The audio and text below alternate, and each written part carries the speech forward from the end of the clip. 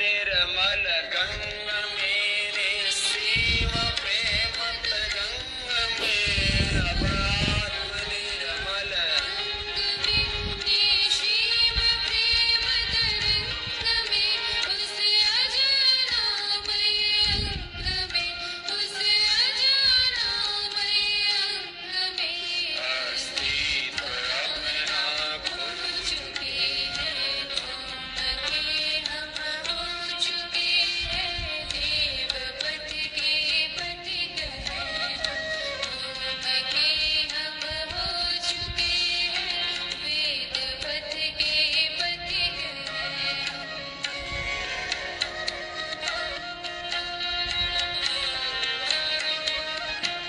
ऐसे लय के साथ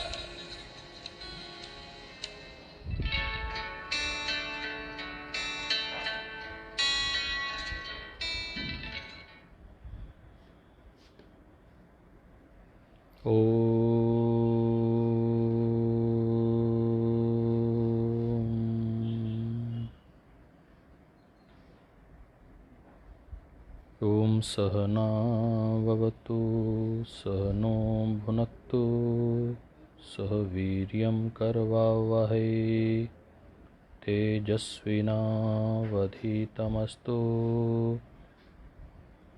मा विद्विषावहै। ॐ शान्ति शान्ति शान्ति। योगेन चित्तस्य पदेन वाचां मलं शरीरस्य च वैद्यकेन योपाकरोतं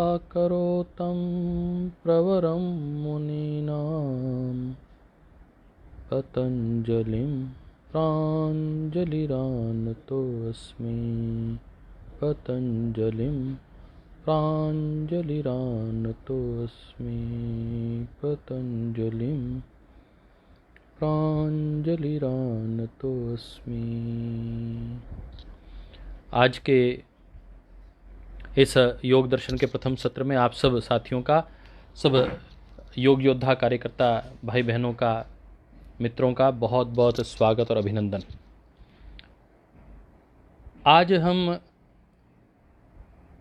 परम श्रद्धेय गुरुवर्ग गुरु सत्ता के चरणों में नमन करते हुए, महर्षि पतंजलि को नमन करते हुए आज के इस योग दर्शन की कक्षा को आरंभ कर रहे हैं। दोस्तों, 6 दर्शन हैं और उन 6 दर्शनों के विषय में यदि हम बात करें तो वह 6 दर्शन हैं। न्याय दर्शन जो महर्षि गौतम ने लिखा है। दूसरा वैशेषिक दर्शन है, वह महर्षि कनाद ने लिखा है। वो कनाद जो कण कण अन्न को भी व्यर्थ ना करने का उपदेश देते हैं। तीसरा मीमांसा दर्शन जो महर्षि जैमिनी ने लिखा है। सांख्य दर्शन जो महर्षि कपिल ने लिखा है। योग दर्शन जो महर्षि पतंजलि ने लिखा है।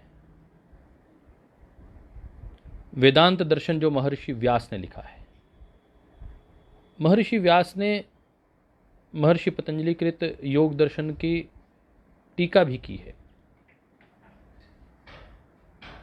बहुत गहनता के साथ हम इस योग दर्शन के सूत्रों का अध्ययन करेंगे। आज हम उसकी प्राथमिक जानकारी आपके साथ साझा करेंगे। Philosophy in Sanskrit is called Darshan, which means perception, visualization and realization.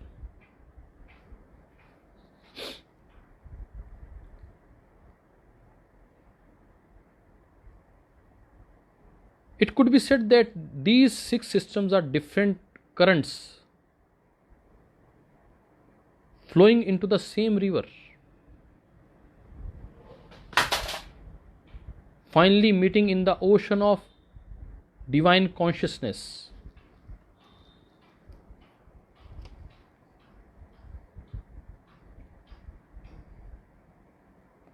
These are Shad Darshana's 6 philosophies. Nyaya by Maharshi Gautam, Vaisheshik by Maharshi Kanad, Mimamsa Darshan by Maharshi Jaimini, Sankhya by Maharshi Kapil, Yoga by Maharshi Patanjali, Vedanta by Maharshi Vyas. Among these 6 philosophies, yoga is the most ancient one. It can be found in the pre-Vedic period also. It predates in Upanishads also, in Bhagavad Gita and other classical spiritual texts also. Thus, इसलिए इस बात को आपको ध्यान में रखना है कि योग के जनक नहीं हैं महर्षि Patanjali.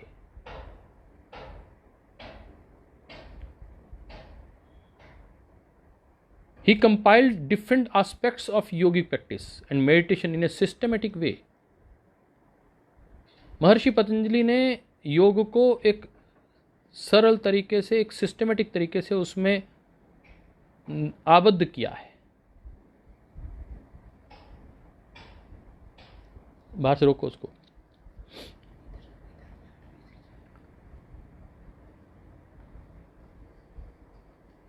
Then the question arises, who is the founder of yoga?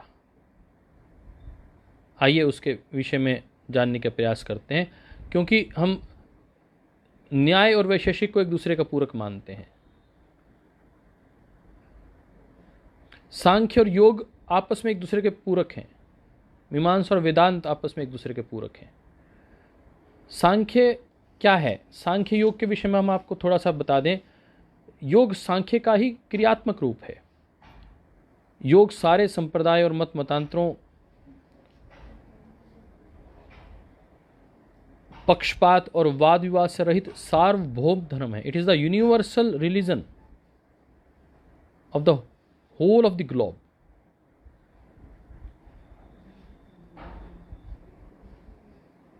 योग का जो लक्ष्य है वो अंतिम ध्येय तक पहुंचाना है. सारी श्रुति स्मृतियां योग की महिमा का गान करती हैं. योग का वास्तविक स्वरूप क्या है? योग की संबंध में अनेक भावनाएं निश्चित रूप से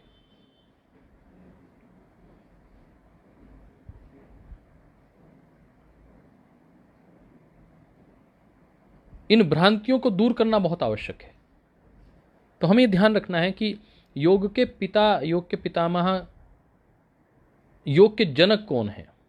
हम उसकी चर्चा करेंगे, परंतु इस बात को पहले ध्यान रखते हैं कि योग की 3 धाराएं हैं: ज्ञान योग, भक्ति योग और कर्म योग. और इसके इन 3 मुख्य जो अंतर्विभाग हैं योग के, उसके विषय में मोटे तौर पे हम समझ लें क्या है. ज्ञान योग मतलब कोई भौतिक पदार्थों का ज्ञान हो गया, आपको कोई साइंस का ज्ञान हो गया, वो ज्ञान हो गया विज्ञान का ना, बल्कि तीनों गुणों का जिससे ये सारे पदार्थ बने हैं, स्थूल, सूक्ष्म और कारण शरीर, हमारी कर्म इंद्रियां, हमारी ज्ञान इंद्रियां, हमारा मन, हमारा चित्त, शुद्ध अंतःकरण, परमात्म तत्व, इन सब का ज्ञान होना ज्ञान योग है.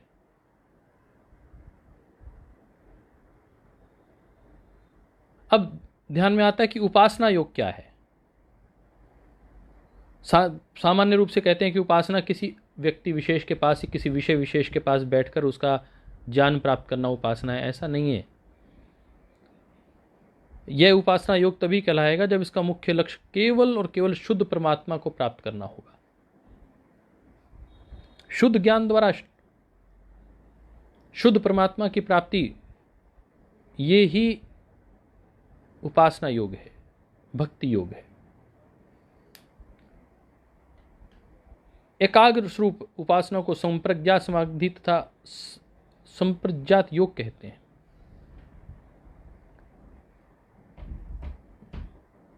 हम यदि ये बात करें कि जिस प्रकार सारी मिट्टी की तहें रेत के किनारे, आप नदी के किनारे हों, जिस प्रकार सारी मिट्टी की तहों को समाप्त होने पर जल को रेत से अलग किया जा सकता है। कितना सुंदर उदाहरण है, आप नोट करिएगा। उसी प्रकार इन गुणों से अलग होने के बाद आत्मा को चित्त से अलग किया जा सकता है। ये त्रिगुणात्मक जो प्रकृति है, इसको जब अलग करते हैं तो केवल बचता है रेत और पानी। और रेत को पानी से अलग किया जा सकता है बहुत सरलता से। रेत बैठ जाती है, पानी ऊपर निर्झर बह जाता है। अर्थात इस प्रकृति को जब हम अलग कर देते हैं तो यह मन तत्व रह जाता है, चित्त तत्व रह जाता है और आत्म तत्व रह जाता है, और फिर केवल आत्म तत्व बचता है। इसे ही विवेक ख्याति कहते हैं। तो ज्ञान योग क्या है? हमारी आत्मा के अपने गुणों का, चित्त का ज्ञान करना, अपने दशों इंद्रियों का ज्ञान करना, यह ज्ञान योग है। और उस परमात्म तत्व को प्राप्त करना एकाग्रता के साथ, समाधि के साथ, ये उपासना योग है। और कर्म योग क्या है? कर्म योग मतलब कोहलू की तरह उसमें जुटे रहना, यह कर्म योग नहीं है।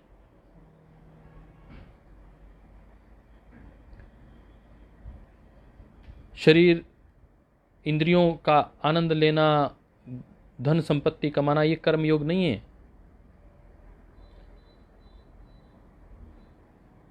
परंतु अपने कर्तव्य रूप जो कर्म हैं उनको भी परमपिता परमात्मा के चरणों में अर्पित कर देना, अनासक्त भाव से, निष्काम भाव से व्यवहार करने का नाम कर्म योग है।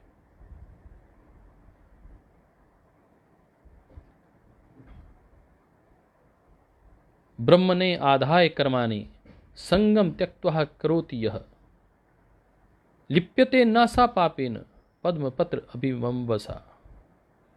जैसे कमल के को देखते हैं, कीचड़ में रहने के बावजूद कीचड़ उसको टच नहीं कर पाता, ऐसे काम करना है। ब्रह्मणि आधाय कर्माणि संगम त्यक्त्वा करोति यः, ऐसे ब्रह्म में स्थापित होकर कर्म करना है। कर्म कुशल शुक्ल भी होते हैं और कृष्ण भी होते हैं, परंतु और तीसरे भी कर्म होते हैं। कुछ कर्म ऐसे होते हैं, देखो 3 प्रकार के रास्ते हर निकलते हैं। एक रास्ता है जो स्वर्ग की ओर जाता है, एक रास्ता है जो नरक की ओर जाता है, और एक वो रास्ता है जो ईश्वर की ओर जाता है, परमात्मा की ओर जाता है। ये तीसरा रास्ता है, ये योग का रास्ता है,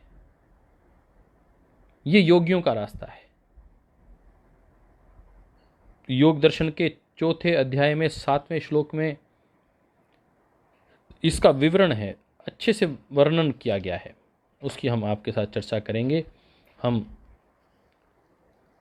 आज मैंने कहा कि इट इज ए इंट्रोडक्शन। 3 योगों के 2 मुख्य भेद हैं, एक सांख्य योग और एक योग। सांख्य और योग 2 इसके और भेद हैं।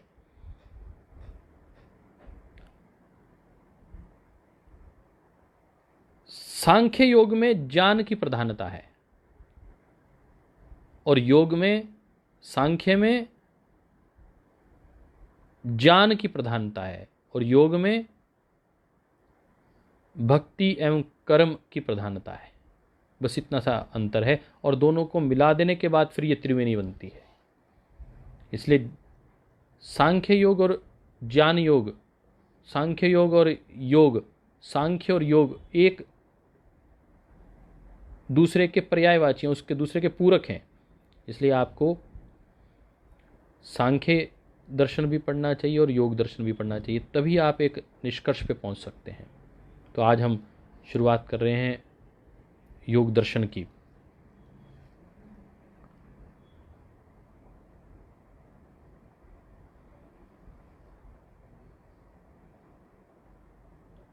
जैसे एक मार्ग 4 हिस्सों में डिवाइड हो जाता है, ऐसे ही पहला स्थूल भूत, दूसरा सूक्ष्म भूत और तीसरा अहंकार और चौथा अस्मिता इस प्रकार दृष्टिगोचर होता है कि यह अलग अलग हिस्सों में बंट चुका है।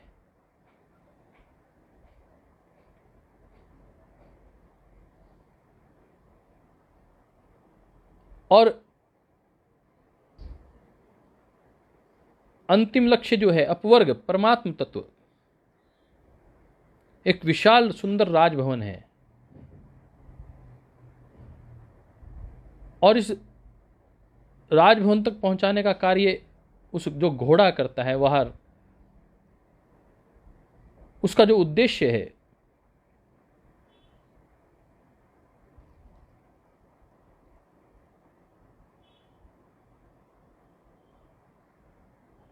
ये घोड़े नामक घोड़ा जो मैंने कहा, ये है आपका मन, ये चित्त, जिसकी अनेक गतियां हैं, जिस पर नियंत्रण पाना बहुत कठिन है। हमने हठ योग में भी पढ़ा कि उसको उसके ऊपर लगाम लगानी पड़ती है। घोड़े की लगाम हिरण को जैसे जाल में बांधना पड़ता है, ऐसे मन को बांधने की इसमें आपको सिद्धियां प्राप्त होंगी, क्योंकि एक क्लिष्ट और एक अक्लिष्ट, आपके जो कर्म हैं वो क्लेश से जो पैदा हो रहे हैं, जो अक्लिष्ट जो पुण्य की ओर जाते हैं, उन सब से ऊपर उठकर क्लिष्ट अक्लिष्ट को छोड़कर ईश्वर की मार्ग पर जाने वाली जो प्रक्रिया है, आज हम उसकी चर्चा करेंगे। क्योंकि ये समय ऐसा है कि प्रतिदिन हम 1 कर पाएँ, 2 कर पाएँ, कितने कर पाएंगे, इसका अभी कहना मुझे कठिन लगता है। चित्त की 9 अवस्थाएं हैं: जागृत अवस्था, स्वप्न अवस्था, सुषुप्ति अवस्था, प्रलय अवस्था, समाधि अवस्था, संप्रज्ञात समाधि अवस्था, असंप्रज्ञात समाधि अवस्था, स्वरूप स्थिति जिसे कहते हैं, और प्रतिप्रसव जो अंतिम स्थिति है, जो मैंने कहा था कि यदि हम प्रतिप्रसव की बात करें तो पुरुषार्थ शून्यानाम, गुणानाम प्रतिप्रसवः, जहां पुरुषार्थ शून्य हो जाते हैं, जो अंतिम स्थिति है, कैवल्य की स्थिति, वहां तक अपने को पहुंचना इसका लक्ष्य है। हम बात कर रहे थे, इसलिए हमने सबसे पहले उन मुनियों में सबसे श्रेष्ठ महर्षि पतंजलि को प्रणाम किया। योगेन चित्तस्य पदेन वाचाम मलम शरीरस्य च वैद्यकेन। वह मुनि पतंजलि को वैद्य के रूप में भी जाना जाता है, शरीर के वैद्य के रूप में भी जाना जाता है। योपाकरोतम प्रवरम मुनिनाम पतंजलिम प्रांजलि रानतोस्मि। और एक योग जिन्होंने अंतःकरण पर नियंत्रण किया, एक व्याकरण, महर्षि पतंजलि को व्याकरण का भी प्रमुख माना जाता है कि उन्होंने व्याकरण के माध्यम से जो अष्टाध्यायी पढ़ाई जाती है वो भी उन्होंने ही लिखी है, और आयुर्वेद का भी वो विशद ज्ञानी हैं वो।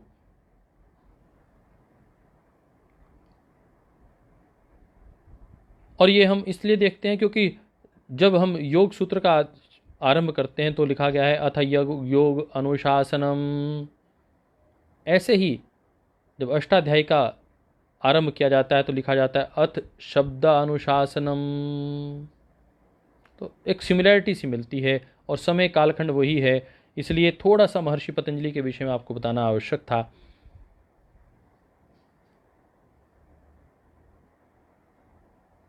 लगभग 3000 वर्ष पूर्व का कालखंड माना जाता है, 3री सदी का कालखंड माना जाता है।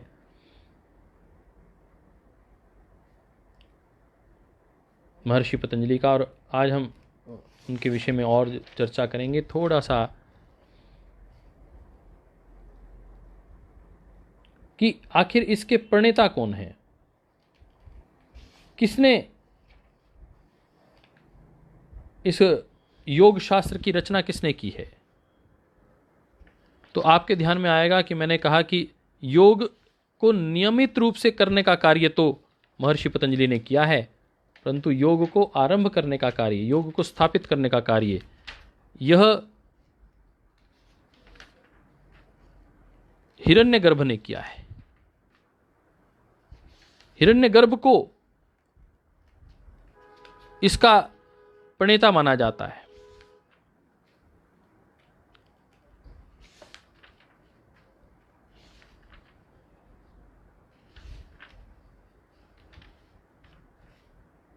और इस विषय में एक नहीं, अनेकों हमारे पास उदाहरण हैं। महाभारत काल में भी इसके विषय में कहा गया, और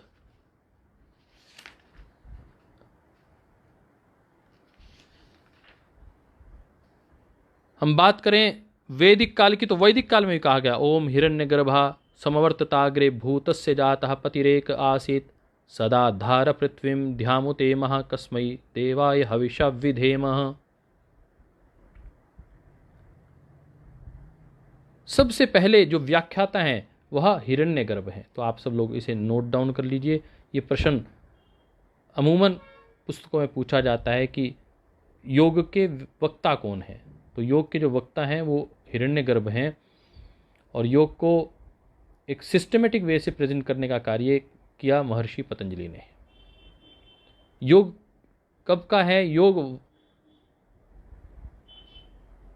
वैदिक कालीन है, प्री वैदिक माना जाता है, वेद से भी पूर्व योग है ऐसा माना जाता है। परंतु वैदिक कालीन तो इसकी सारी जानकारियां हमारे सामने आ जाती हैं कि यह योग तो वैदिक कालीन है। और इसमें हम बार बार जब कहते हैं कि अहम ब्रह्मास्मि, ये कहां से उठता है ये विषय?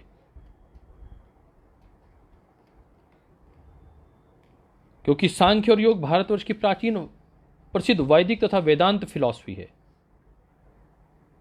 जिसने संपूर्ण विश्व को विस्मित कर दिया है।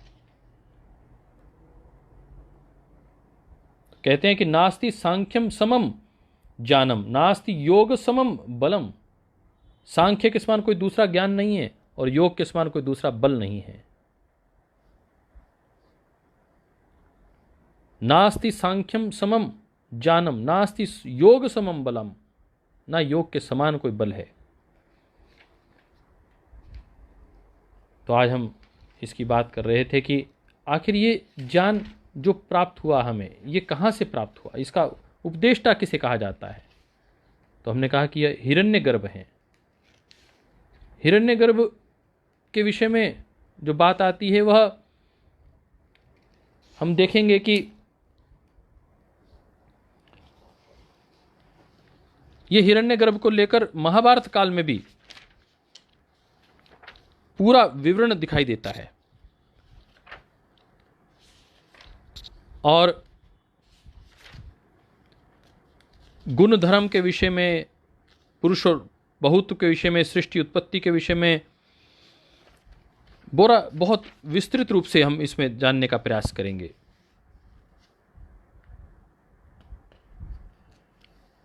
सांख्य और ईश्वरवाद क्या है, और इस तो हमने कहा कि यह ब्रह्मास्मि अहम अस्मि, यह जो विषय है इसको हम आगे विस्तृत रूप से जानेंगे।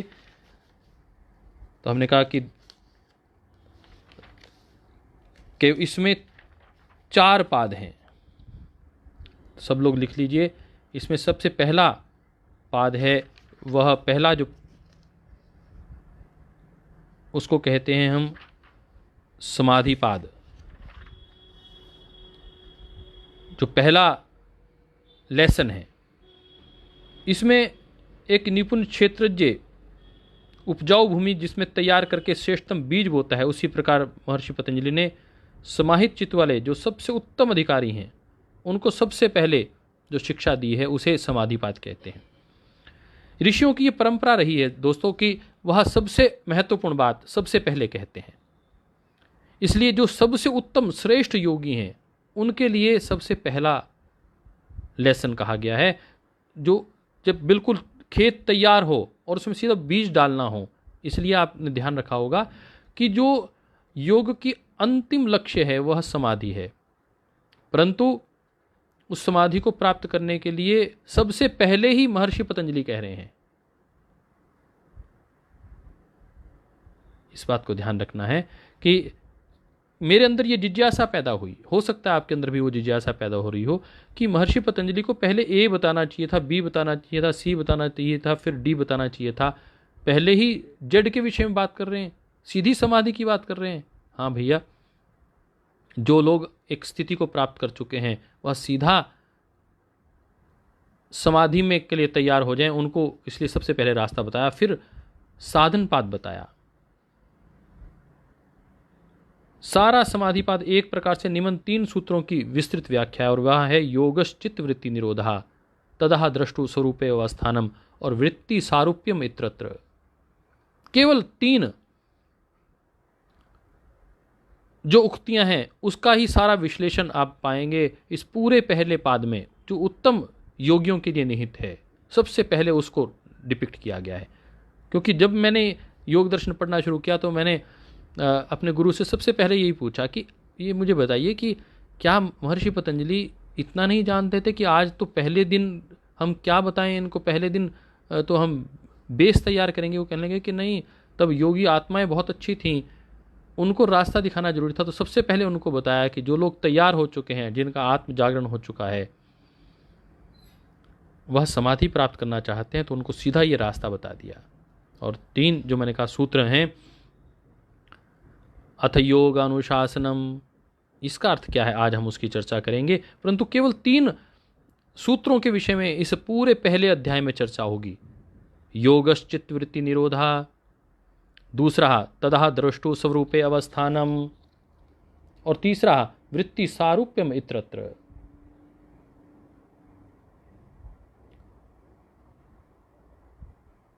जो वृत्ति आप में चल रही है बस वैसा ही व्यक्ति दिखाई देने लगता है। चित्त, बुद्धि, मन और अंतःकरण ये सब पर्यायवाचिक शब्द हैं, परंतु वह अहंकार चतुष्टय कहते हैं उसे। यह चारों उस चित्त के अलग अलग अंग हैं और इनका अलग अलग कार्य है, उसके विषय में भी हम बात करेंगे। तो हम आज बात कर रहे थे कि दूसरा जो अध्याय है वह दूसरे पाद में विक्षिप्त चित्त वाले जो मध्यम अधिकारी हैं उनके लिए बात की गई है। निम्न की तो बात ही नहीं की गई है। जो उत्तम अधिकारी हैं योग के, उनके लिए कौन सा पाद है? पहला लेसन समाधि पाद। और जो मध्यम, जिनकी स्थिति मध्यम की है, मध्यम योगियों की जो स्थिति है, उनके लिए कौन सा पाद है? वो दूसरा पाद है, वह साधन पाद है, जिसमें 5 क्लेश बताए गए हैं। सारे दुखों का कारण बताया गया है कि सारे दुखों का कारण क्या है और कैसे उसका निवारण करना है।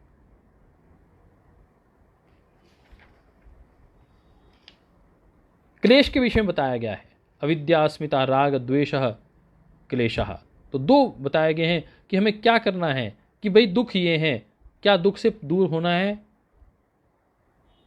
ये दुख से दूर होना है। हेयम दुखम अनागतम, ये दुख से दूर होना है तो दृष्ट दृश्य हो संयोगो हे हेतु।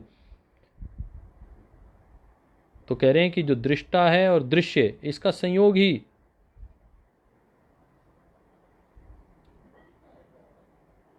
दुख है, दुख का कारण है।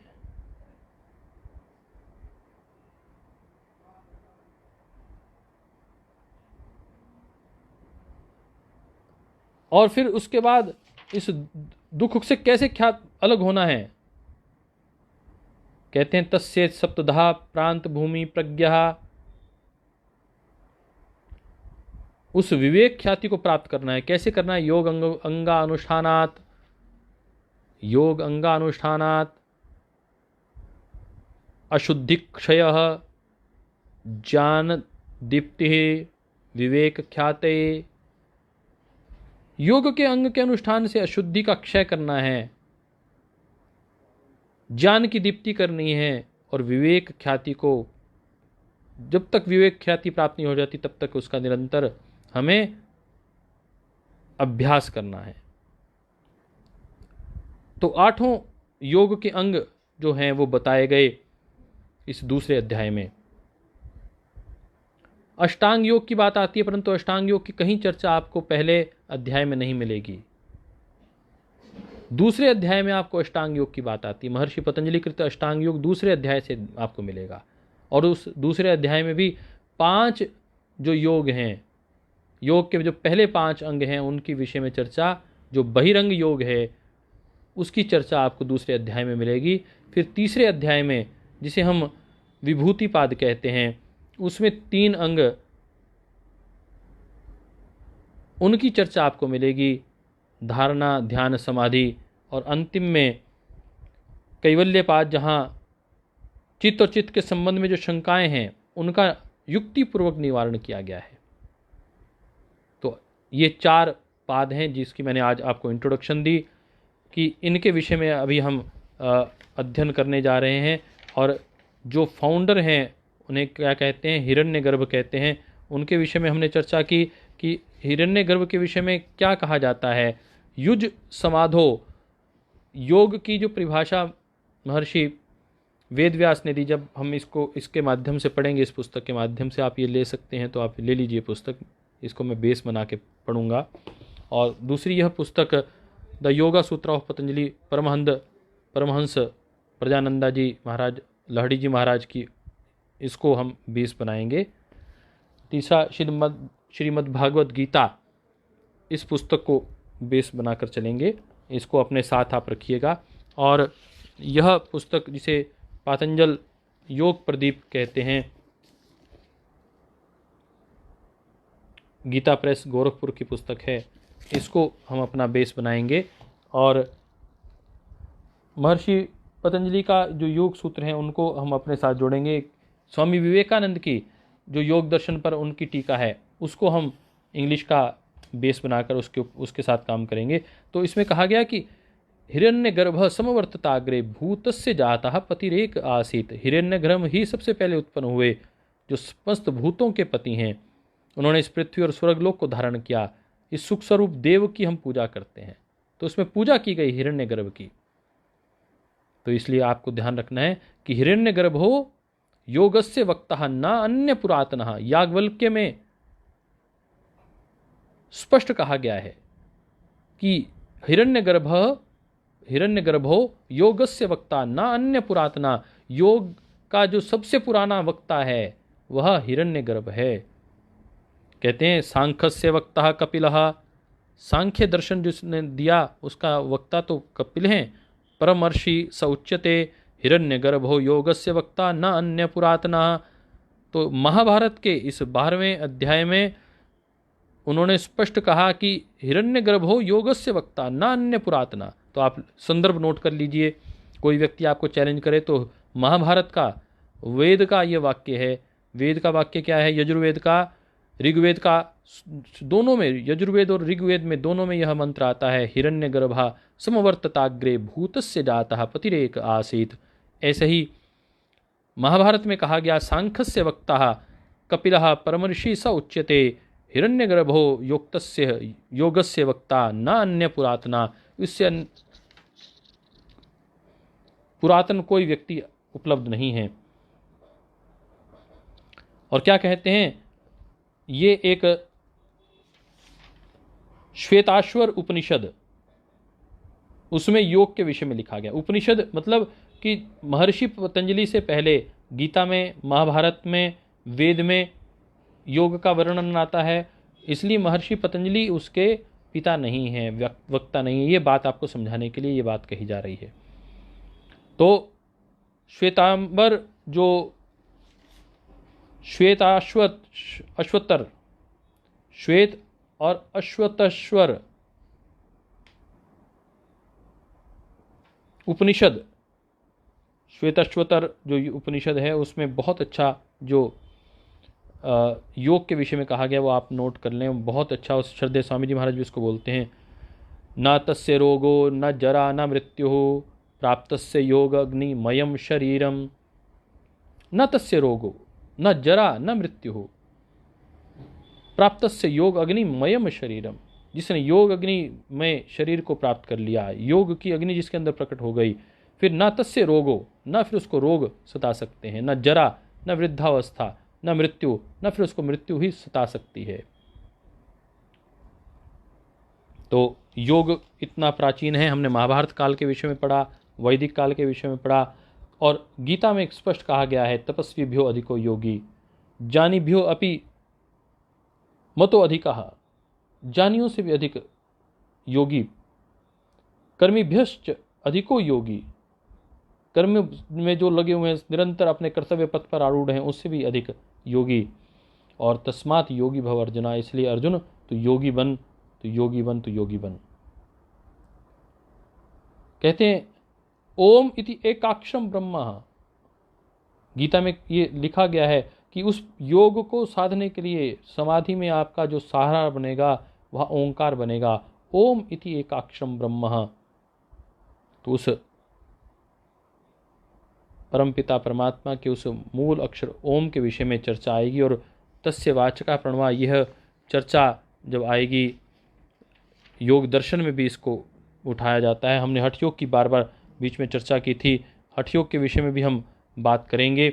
हकार कीर्तितः सूर्यष्कार चंद्र, हकार कीर्तितः सूर्य ठकार चंद्र उच्यते।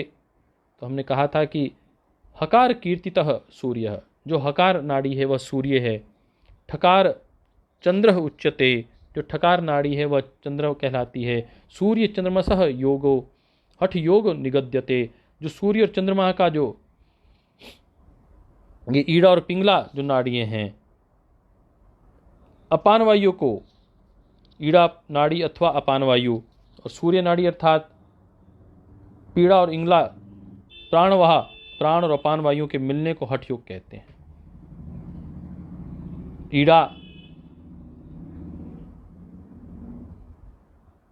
चंद्र स्वर, सूर्य स्वर पिंगला प्राण तत्व, अपान और प्राण का जहाँ संयोग होता है वह सुषुम्ना जागृत होती है। तो आज हमने बेसिक हठ योग भी प्राण तत्व के विषय में बता रहा है, प्राणायाम के ऊपर बेस्ड है। और योग जो हमने देखा कि सांख्य जो दर्शन है, सांख्य दर्शन में ज्ञान मूल तत्व है और योग दर्शन में भक्ति और कर्म योग मूलतः प्रधान है। तो आज हमने मूलतः इसकी चर्चा की, कल इस चर्चा को हम आगे बढ़ाएंगे। आज के लिए, क्योंकि यह इंट्रोडक्शन पार्ट था, इसमें थोड़ा सा आपको जानकारी होनी चाहिए थी कि देयर आर 195, कुछ लोग 196 सूत्र कहते हैं, अथ योग अनुशासन को नहीं मानते, कुछ 195 योग सूत्र मानते हैं। जैसे पहला अध्याय में 51, दूसरे अध्याय में 55, तीसरे में 56 और चौथे में 34 सूत्राज हैं, और इनका जो टोटल है वो 196 सूत्र इसको माना जाता है। तो हमने इसके विषय में चर्चा की। तो हमने कहा समाधि पाद क्या है? द समाधि इज सेल्फ रियलाइजेशन, और साधना पथ इज द प्रैक्टिस। जो लोग अभी मिडल में हैं, अभी जो उनको कुछ प्राप्त करना है, जो अभी योग की राह पर, समाधि की राह पर आगे बढ़ना चाहते हैं, फॉर देम साधना पाद इज द बेस्ट। इसमें ही अष्टांग योग की चर्चा की गई है। अष्टांग योग की चर्चा पहले अध्याय में नहीं की गई। Vibhuti Pada, the book on Vibhuti or yogic attainments, इसे विभूति पाद कहते हैं। Kaivalya, the book on Kaivalya or the realization or liberation. तो हम इसके विषय में आगे गंभीरतापूर्वक चर्चा करेंगे, क्योंकि हमें 4-5 पुस्तकों के आधार पर इसको आगे बढ़ाना है।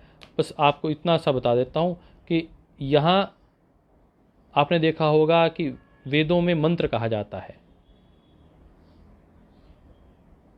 श्रीमद् भागवत गीता जी में श्लोक कहा जाता है, परंतु योग को सूत्र कहा जाता है। सूत्र मीन्स द फार्मूलाज। इसलिए फार्मूलाज बहुत डिटेल नहीं होते, वो बहुत शॉर्ट में होते हैं। इसलिए उनके ऊपर टीकाएँ की जाती है। महर्षि वेदव्यास ने उसके ऊपर टीका की है। हम उसको बेस बनाकर आगे बढ़ने का प्रयास करेंगे, क्योंकि ये फार्मूलेशंस हैं और फार्मूलेशंस सामान्य व्यक्ति नहीं समझ सकता। उसको उसके लिए एक सद्गुरु की आवश्यकता है। और हम तो, आप और मैं तो साधक हैं, हम तो इस पथ के राही हैं। तो हम सब मिलकर कुछ चीज़ें आप बताएंगे, कुछ मैं बताऊंगा, मिलकर इसको आगे बढ़ाएंगे। तो हम इसको पढ़ रहे थे। The special tradition of ancient Indian teaching is contained in the form of sutras. Literally translated as formulas, sutra books can be described as comprehensive and precise handbooks on a specific subject. तो हम इसके विषय में बात कर रहे थे कि sutras are the thread or the links between two things together. Although there are a lot of sutra books on different subjects, a few important sutra books specially aim at quick spiritual evolution and ultimately God realization. These books are Yog Sutras, Patanjali Yog Sutras. The second one is the Brahma Sutra of Vyasaha, and the third one is Bhakti Sutra of Narada as well as Shandilya. तो शांडिल्य और नारद मुनि जी की एक पुस्तक है, वह है भक्ति सूत्र पर। महर्षि व्यास की पुस्तक है ब्रह्म सूत्र पर। ये भी जो लोग अध्यात्म को बहुत शीघ्रता से प्राप्त करना चाहते हैं उनके लिए है। और तीसरी एक बड़ी पुस्तक है, वह है योग दर्शन के ये योग सूत्र, जो व्यक्ति को अध्यात्म में गहरे से जल्दी उतारते हैं। तो these are all the formulas. तो इसको ध्यान में रखना है कि हम these formulas we have to depict and rationalize in our life. Even the notes or hints are very deep implications. Body and mind are correlated and connected in much the same way that in the comfort of the one. तो इसको हमें बहुत धीरे से इसको करना है। Controlling the activities of the body, you will perceive that the mind is controlled. हमने उस दिन भी हठयोग में पढ़ा था। हठयोग क्या मूल हमने आधार यही लिया था, चले वाते चलम चितम निश्चले निश्चलम भवेत। जब तक प्राणवायु चल रही है तब तक मन भी चल रहा है। तो शरीर की साधना से मन के ऊपर नियंत्रण हमने पाया था हठयोग में। आइए अब हम अपने मन को उस परम तत्व में कैसे लगाने का, एकाग्र करने का और एकाग्र मन को कैसे समाधि की ओर ले जाने का प्रयास करते हैं, इसको जानने का प्रयास करेंगे। आज इतनी सी बात करते हुए कि पहला सूत्र है अथ योग अनुशासनम। आइए योग के अनुशासन में चलते हैं। महर्षि पतंजलि ने जैसे निर्दिष्ट किया है उस अनुशासन को अपनाने का प्रयास करते हैं। उसे जीवन में यदि हमने धारण कर लिया, उस अनुशासन का हमने प्रयोग कर लिया कि वह योग अनुशासन का अर्थ क्या है, योग की शिक्षा देने वाले ग्रंथ का आज हम आरंभ कर रहे हैं। बस इतना सा अर्थ है अथ योग अनुशासनम, कि हम योग के ग्रंथ का आज आरंभ कर रहे हैं, जहाँ लक्षण बताए जाएंगे, योग के भेद बताया जाएगा, उपाय बताया जाएगा, उसके फल बताए जाएंगे कि योग शिक्षा का क्या फल क्या होता है, कैसे आलस्य वाले जो व्यक्ति हैं उनको मूढ़ कहा जाता है, चित्त की अलग अलग भूमियों के विषय में चर्चा आएगी, फिर संप्रज्ञात असंप्रज्ञात समाधि की चर्चा आएगी, अनुबंध चतुष्टय की चर्चा आएगी। तो इसमें जो ग्रंथ है उसका विशेष एक विषय होता है, एक प्रयोजन होता है, एक अधिकारी होता है, एक संबंध होता है। तो इस शास्त्र का विषय क्या है? तो इस शास्त्र का विषय है योग। इसका प्रयोजन क्या है? तो योग द्वारा स्वरूप सिद्धि को प्राप्त करना, तदा द्रष्टु स्वरूपे अवस्थानम, ये इसका प्रयोजन है। अधिकारी कौन है इसका? जो मुमुक्षु है, जिज्ञासु है, वही इस योग दर्शन को पढ़ने का अधिकारी है। और चौथा, इसका संबंध क्या है? तो इसका कृत का कर्तव्य भाव संबंध है। जो इसको करेगा वही इसको प्राप्त हो पाएगा। इतना ही कहते हुए आज की कक्षा को विराम देते हैं। ॐ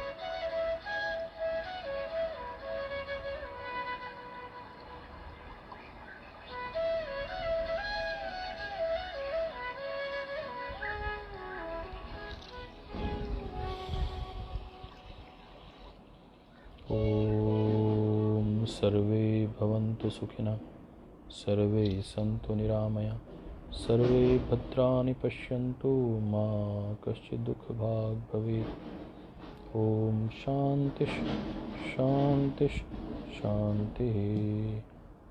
ॐ श्री परमात्मने नमः, श्री गुरुभ्यो नमः, सर्वेभ्यो नमः, सर्वेषामपि सुखिनः भवन्तु। आप सबके मंगलमय दिन की, मंगलमय जीवन की कामना करते हुए प्रणाम।